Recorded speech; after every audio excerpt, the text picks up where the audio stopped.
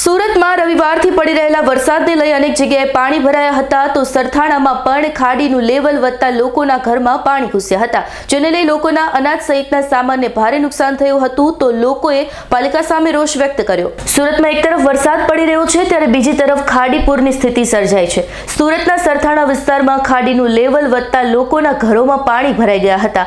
સુરતના સરથાણા વિસ્તારમાં ખાડી કિનારે આવેલા મકાનો અને તેમાં પણ શુભમ પાર્ક સોસાયટી સહિતના મકાનોમાં પાણી ભરાઈ જતા લોકોના અનાજ સહિત ફ્રીજ, ટીવી સહિતની ઇલેક્ટ્રોનિક ચીજવસ્તુઓ પાણીમાં ગરકાવ થઈ।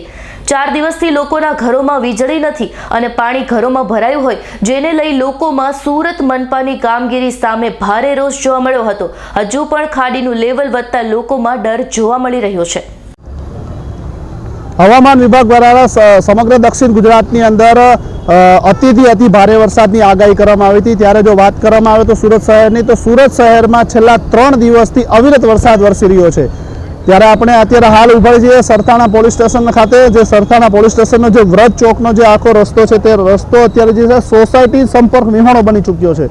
દ્રશ્યો તમે નિહાળી શકો છો કે જે વ્રત ચોકથી લઈ અને સરથાણા પોલીસ સ્ટેશન સુધીનો જે રસ્તો છે તે સમગ્ર રસ્તો જે છે કે પાણીની અંદર ગરકાવ થઈ ગયો છે। આજુબાજુની સોસાયટી હોય છે, આજુબાજુ સોસાયટીઓ જે છે કે સંપર્ક વિહોણી બની છે। થોડા વરસાદ છેલ્લા 4 દિવસથી પડી રહેલા વરસાદને લઈને સુરત શહેરની અંદર અનેક જગ્યાએ જે છે કે પાણી ભરાવાના દ્રશ્યો સામે આવ્યા છે। ત્યારે જો વાત કરવામાં આવે લીંબાયત વિસ્તારની, તો લીંબાયત વિસ્તારની અંદર પણ ખાડીના પાણી ઘરોની અંદર ઘૂસી જતા તે જે છે કે પાણી ભરાયા હતા અને લોકોને જે છે કે હાલાકીનો સામનો કરવો પડતો હોય છે।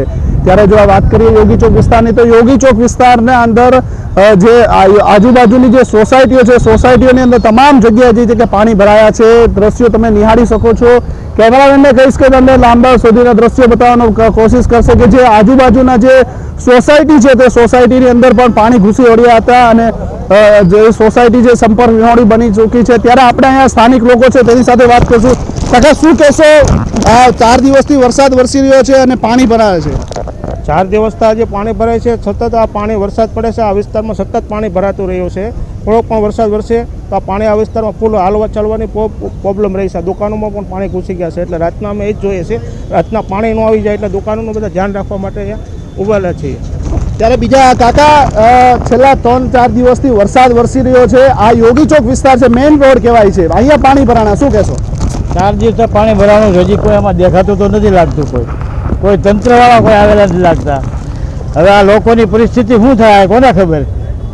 4થો દિવસ છે, હજી આ વરસાદની આગાહી છે, આગળ શું થાય કોને ખબર? પબ્લિક પાણીમાં જ છે, જો જ્યાં જોવો ત્યાં વધે લાગત। હવે તંત્રને કંઈક કરવું જોઈએ આને માટે તો। ચોક્કસથી જે વિસ્તાર છે યોગી ચોક વિસ્તારની અંદર પાણી ભરાણા છે। તમે આ બાજુને તમને દ્રશ્ય બતાવવા માંગીશ કે જે આ બાજુ જે યોગી ચોકથી લઈ અને જે છે કે શ્યામધામ મંદિર સાઈડનો જે રસ્તો છે તે રસ્તો સંપૂર્ણ પાણીની અંદર ગરકાવ થઈ ગયો છે।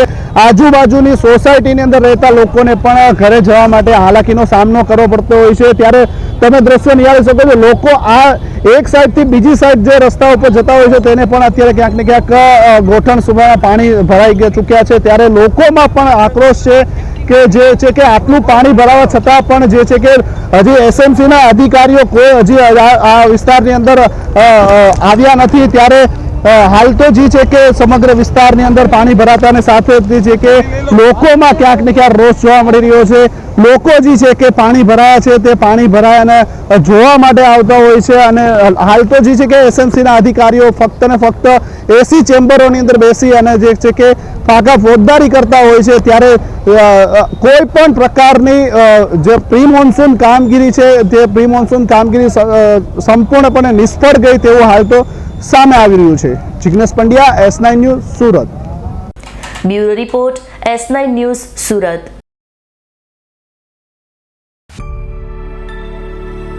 અમારી તમામ માહિતીથી અપડેટ રહેવા માટે જોડાયેલા રહો S9 ન્યૂઝ સાથે।